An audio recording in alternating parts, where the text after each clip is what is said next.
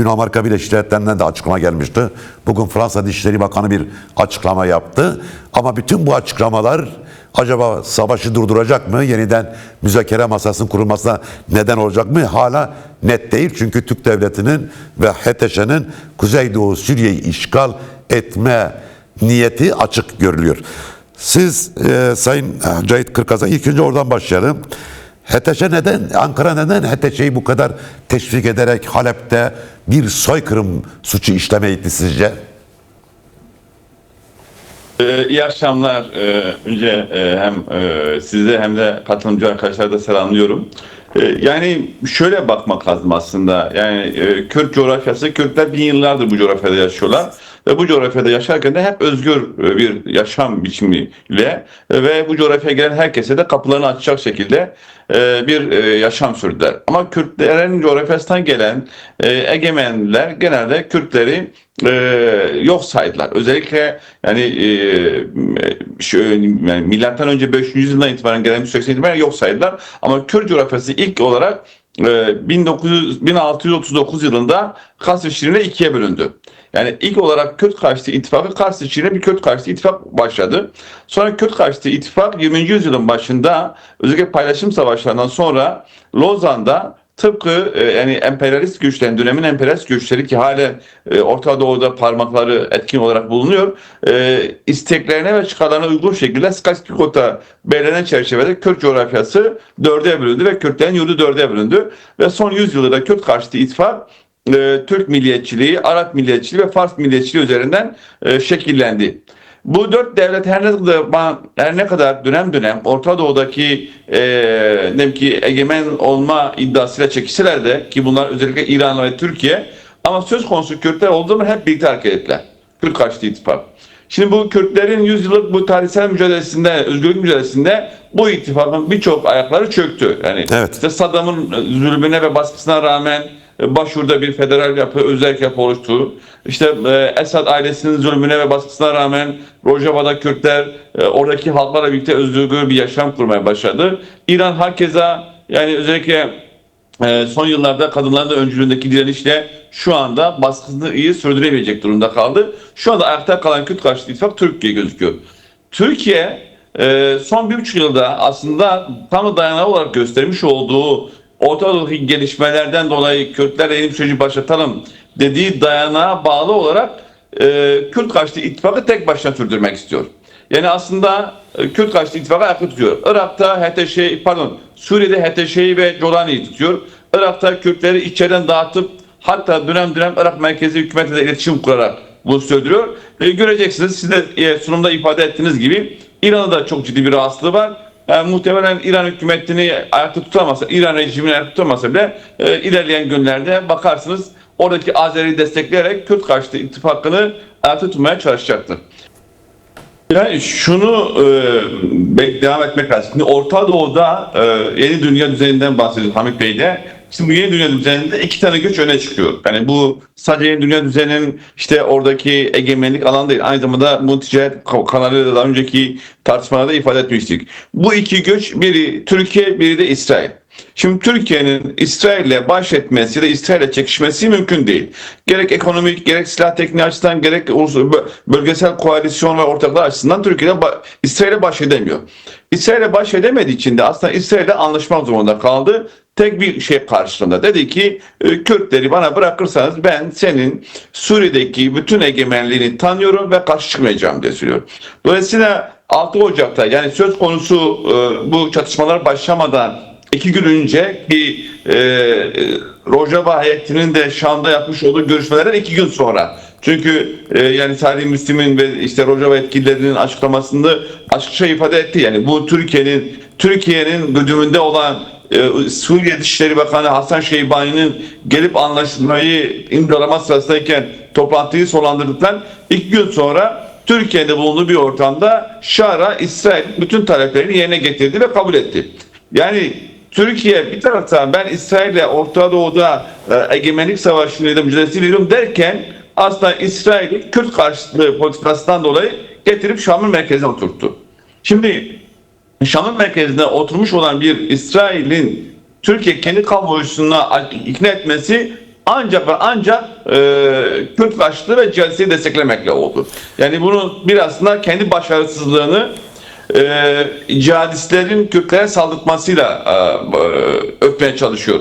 Şimdi Halep'te 2 mahalleden söz ediyoruz. Şeyh Maksut ve Eşrefiye. Ama bu 2 mahalle 6 gün boyunca 2 devlete karşı mücadelesini görmek gerekiyor.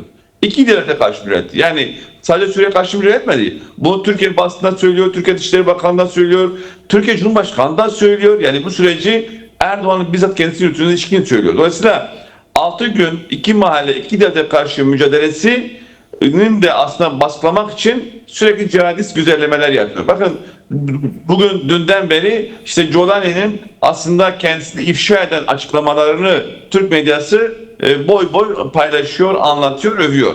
Şimdi Ama bir şey Türkiye söyleyebilir miyim? görmeli. Bir şey söyleyebilir miyim? Yani Jolani'nin o sözde yayınlanmayan söyleşisini aktarırken bile Türk medyası altyazıda çarpıtmalar yapıyor. Yani Jolani söylemediği halde Jolani'ye bir takım laflar söyletiyor. Örneğin Jolani orada PKK'den bahsederken terörist demiyor, SDG'den bahsederken terörist demiyor ama onlar altyazı verirken bu Yeni Şafak yapmıştı bugün.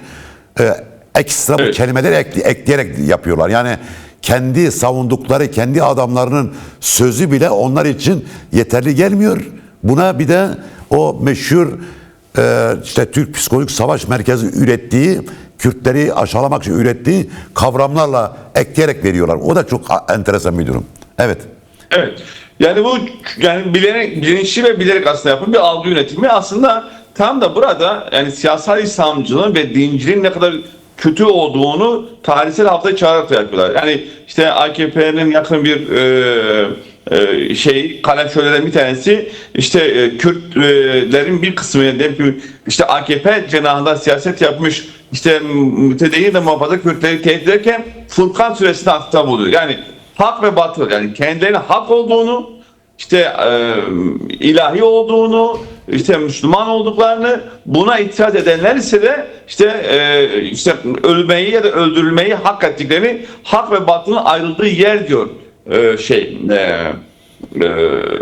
Halep'teki 2 mahalledeki kendi mahallesine yapılan itirazlar. Yani orada birkaç tane işte Kürt siyasetçi, AKP'de seslenen Kürt sesinin itirazları açısından çok net bir şekilde bunu açıkça söylüyor. Şimdi ama Halep ne gösterdi? Yani Türkiye bunu çok net olarak bilsin. Halep 3 şeyi ortaya koydu. Yani bir, Kürtlerin öfkesini ciddi anlamda diri hale getirdi. Evet. 2, Kürtlerin tarihsel travması olan Bakti Romettin'e yani Türkiye'ye ya da Osmanlı'ya güven olmaz duygusunu teyit ettirdi maalesef. Keşke olmasaydı.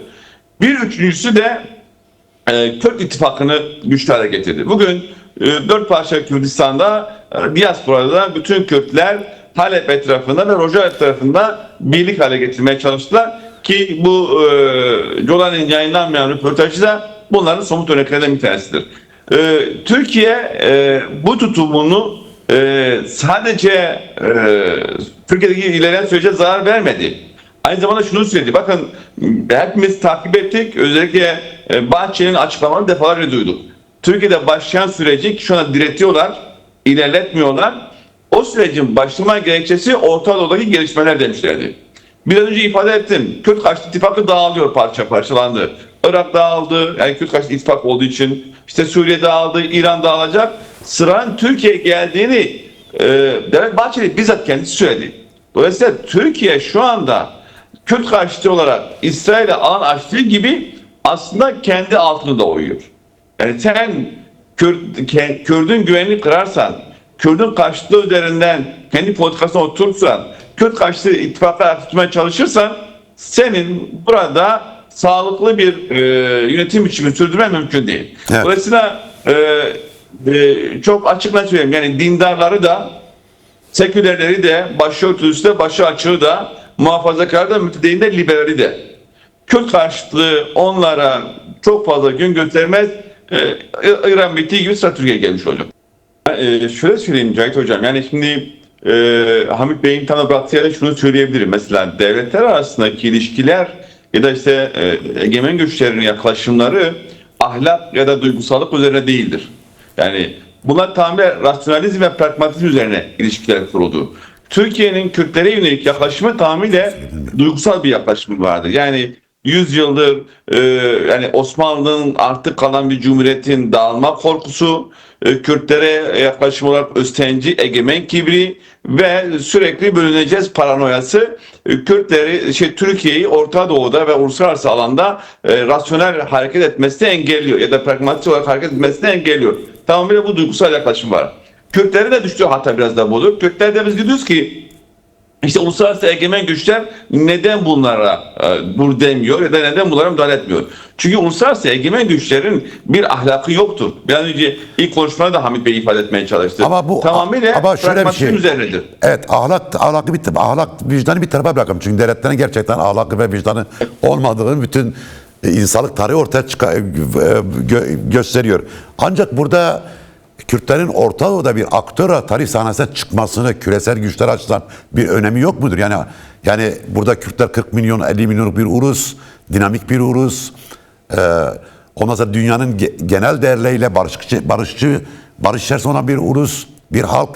Bu halkın bu kadar güçlü bir dinamizminin bu uluslararası güçler açısından bir önemi yok mudur? Yani kendi devlet çıkarlarını gözettikleri zaman.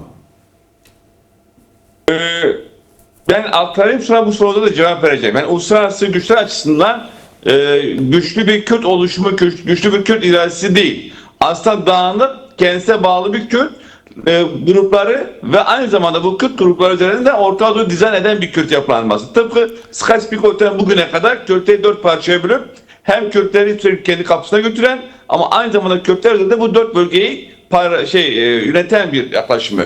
O nedenle Kürtlerin yapması gereken temel mesele şu, yani gerçekten yine Hamit Bey'e atıfta bulunayım. Yani sahadaki gücünü, teorik ve örgütsel gücünü yani diplomasi olarak kazanca dönüştürmesi gerekiyor. Şimdi ben biraz önceki sorunun başına gelsem tekrardan şunu söyleyeyim. Mesela şu anda uluslararası güçlerin istediği şu Orta Doğu'da Suriye'nin İsrail'in güvenliği. İsrail güvenliği Jolani sağladığına göre bu sefer diyor ki benim getirdiğime itaat edin ya da benim getirdiğime zorluk çıkarmayın diyor. Yani Jolani'ye zorluk çıkarmıyor çünkü Jolani benim istediğimi bana verdi. Neyle verdi? İşte İbrahim'le anlaşmalarla verdi. Neyle verdi? İşte Golan Tepelerini İsrail'e vermekle verdi. Neyle verdi? İsrail'i Şam'ın merkezine getirmekle verdi. Türkiye burada yanılıyor. Türkiye Kürt karşıtlığından dolayı Jolani'ye sarılıyor ama aslında Jolani Türkiye'yi yolda bırakacak bir potansiyele sahip. Uluslararası güçleri hayır diyemez. İsrail'e hayır diyemez. Amerika'ya hayır diyemez. İngiltere ya da Fransa'ya diyemez. Dediği gün yerine bir başkası gelecek. Evet. Ama oysa Kürt hareketi şimdi yani özellikle SDG 13 yıldır Orta Doğu'da ki bu cehennemde bir cennet bahasını yaşatıp halkları birlikte yaşatır. Ve bu halkların birlikte yaşamasında kimseye sırtını dayamadan ama kimseye de karışmadan kendisini. O nedenle Türkiye'nin devlet aklının rasyonel olarak hareket etmesi açısından hem Türkiye'nin hem Kürtlerin lehine olan Türkiye'nin Jolani hareket etmesi değil. Evet Şam mesela 10 Mart Sözleşmesi diyor ya, mesela 10 Mart Anlaşması uygulanması gerekiyor. Ama Türkiye 10 Mart Anlaşması'nı uygulatmıyor ya da kendi istediklerini dayatıyor. Yani şimdi Çilem biraz önce anlattı. Yani şimdi Dürzilerin açıkça katledildiği, Alevilerin açıkça katledildiği yani bir ortamda siz Kürtlere nasıl kendinizi öz savunmasız bırakın da gidin Suriye ordusunun içerisinde dağılın. Ya da işte kadınların toplumsal özne olarak kabul edilmeyen bir cihadist bir anayasa ya da İslami kurallara ve hukukun uygulandığı bir anayasaya siz Rojava'daki kadın özgürlükçü paradigmayı nasıl teslim edersiniz oraya? Yani Türkiye bunu nasıl diyecek olarak? Dolayısıyla Türkiye aslında kendisini dayatarak 10 Mart Anlaşması'nın uygulanmasını engelliyor. Bu da dediğim gibi Jolani'ye güveniyor. Jolani Türkiye'yi yolda bırakacak. Şu an Jolani İsrail'i getirip Şam merkezine oturtmuş durumdadır. Ve hiçbir zaman şunu da unutmasın. Türkiye'de Jolani de unutmasın. Şu anda Türkiye biraz önce arkadaşlar da ifade ettiler. Bir sarı kode uyarı bir izin alarak bir onay alarak Halep'e saldırdı Suriye'yle beraber. Bu taktiksel şu anda günümüz açısından Türkiye ve İsrail taktiksel olarak bir uzlaşma içinde olmuş olabilir. Ama Türkiye ile İsrail'in yapısal sorunu hiçbir zaman uymayacak. Çünkü İsrail hiçbir zaman El-Kaide'ci ve ihvan ve işi çizgisinde olan Şam'a güvenmeyecek ve hiçbir zaman Şam'ın güçlenmesine de izin vermeyecek.